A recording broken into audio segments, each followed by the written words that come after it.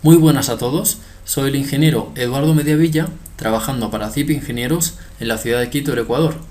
Lo que estamos haciendo ahora es explicar la memoria de cálculo del programa.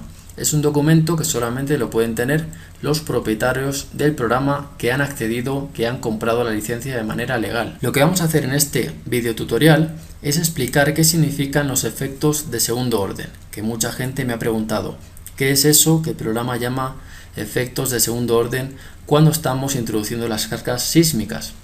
Pues bien, cuando introducimos la carga sísmica, el programa nos pide si queremos calcular con efectos de segundo orden. Vamos a leer directamente de la memoria y vamos a entender qué significa. De forma potestativa se puede considerar, cuando se define hipótesis de viento-sismo, el cálculo de amplificación de esfuerzos producidos por la actuación de dichas fuerzas. Es aconsejable activar esta opción en el cálculo. Básicamente el efecto P delta significa lo siguiente. Tenemos una carga horizontal. Ya sabemos que la carga horizontal puede producirse por viento, sismo estático o sismo dinámico. Cuando tenemos sismo estático, sabemos que solamente tenemos una hipótesis de sismo en X y una hipótesis de sismo en Y. Significa que estamos empujando el edificio solamente dos veces, en el sentido Y y en el sentido X. Cuando tenemos los modos de vibración, estamos empujando el edificio tantas veces como modos de vibración tengamos en los dos sentidos, es decir, multiplicamos, por ejemplo, si tenemos 10 modos de vibración, multiplicamos por 2, tendremos 20 maneras de deformar de la estructura, por lo tanto tendremos 20 empujes laterales sumados en el sentido X y Y. Muy bien, el momento volcador se define un momento volcador producido por una carga que en realidad es la carga gravitatoria que tenemos normal, como puede ser dentro de la hipótesis de carga viva o carga muerta. Lo que ocurre es que cuando nosotros ejercemos una fuerza lateral al edificio, una fuerza horizontal, ya sea de viento, sismo estático o sismo dinámico, lo que ocurre es que se genera un momento volcador producido por la multiplicación de esta distancia, de este desplazamiento, por la carga vertical. Sabemos que un momento se define por una fuerza multiplicado por una distancia.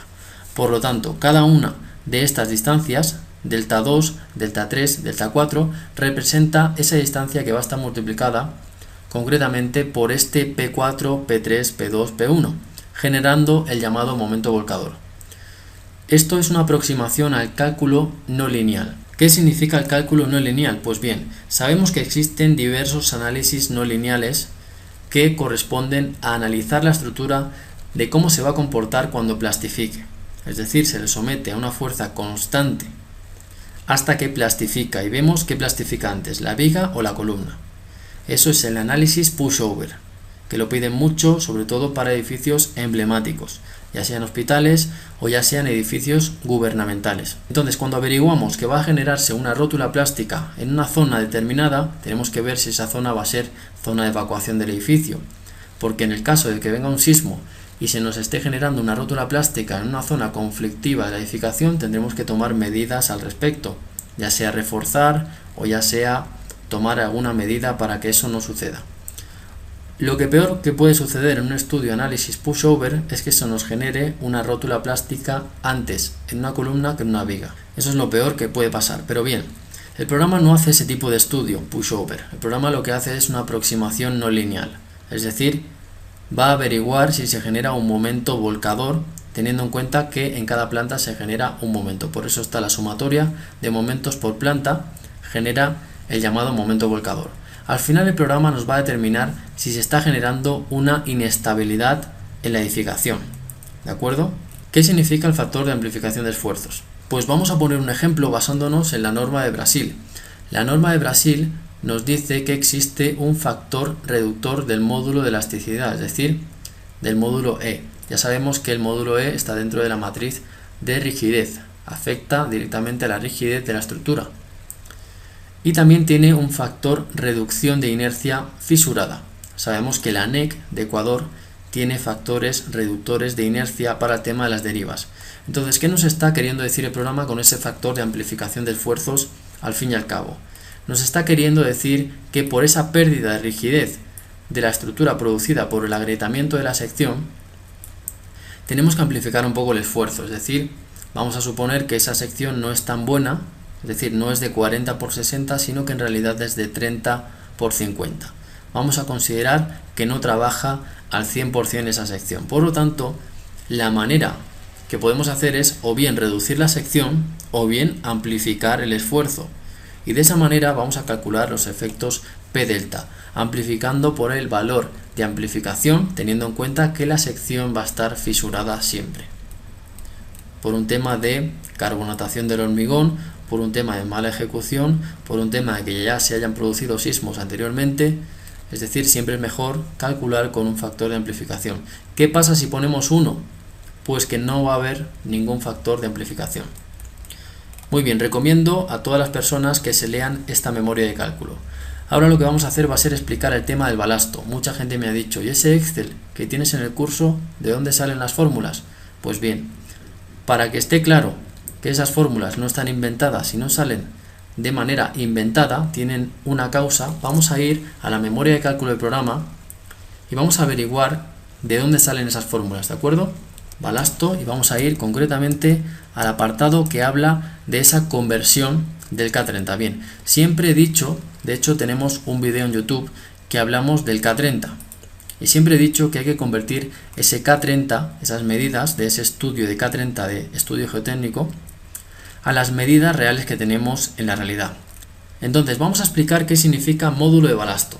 Bien, todo el mundo se acuerda de la fórmula que nos enseñan en la universidad, o incluso me atrevería a decir en el colegio, de la fórmula del muelle, que tiene una constante K que está dependiendo de la fuerza que aplicamos con el desplazamiento que se genera al aplicar esa fuerza. A eso se le llama constante, pero bien, ahora no estamos hablando de fuerza, sino que estamos hablando de tensión, una fuerza por metro cuadrado. Tenemos el coeficiente de balasto, que el coeficiente de balasto es una fuerza por metro cúbico. Si el estudio ha sido realizado pero lo que se proporciona es el módulo de balasto para una placa de 30×30, que es lo normal, entonces tenemos que transformar esa placa de 30×30 a las medidas reales de la edificación que tengamos. ¿De acuerdo? Entonces, vamos a poner un ejemplo, ¿no? Tenemos el módulo de balasto obtenido por la placa de 30×30, que sería el KP. Y aquí tenemos la medida o el ancho de la losa o viga de cimentación. Y aquí tenemos el módulo de balasto que obtendríamos, ¿de acuerdo?, cuando hacemos esa transformación. Muy bien, en zapatas rectangulares se puede utilizar esta fórmula. En suelos arcillosos hay que utilizar otra fórmula. Y aquí podemos ver que para zapatas y vigas en particular, sobre suelos arcillosos se puede utilizar esta fórmula. Bien, es una simple transformación. Tenemos que tener claro que es una simple transformación. Es como una adaptación. Un ejemplo. Si se tiene un suelo medio areno-arcilloso, cuyo dato conocido es el coeficiente de balasto K igual a 4 kilopondio centímetro cúbico en un ensayo de placa de 30×30, la dimensión de la losa de cimentación es 2 metros de ancho por 8 de largo. Observe cómo determinar el coeficiente de balasto a considerar en el cálculo. No se sabe más que el suelo es areno-arcilloso. Luego se calcularán los dos y se hará una media ponderada. Bueno, este es un ejemplo dentro de la memoria de cálculo, pero que al final son las fórmulas del Excel que tenemos disponible en el curso. Y vemos que tenemos directamente el K30 obtenido del estudio, las medidas del largo y el ancho de la losa, ¿de acuerdo? Y aquí tenemos el módulo de balasto transformado, que dependerá sobre todo si aquí le ponemos otro valor o aquí cambiamos el valor, por supuesto, de el largo y el ancho de esa losa.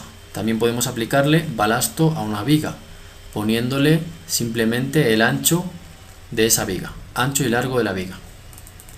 Muy bien, y en el video de internet ya explicamos cómo hacer esa transformación. Muy bien, esto es todo lo que quería explicar, más bien aclarar, y nos vemos en el siguiente video.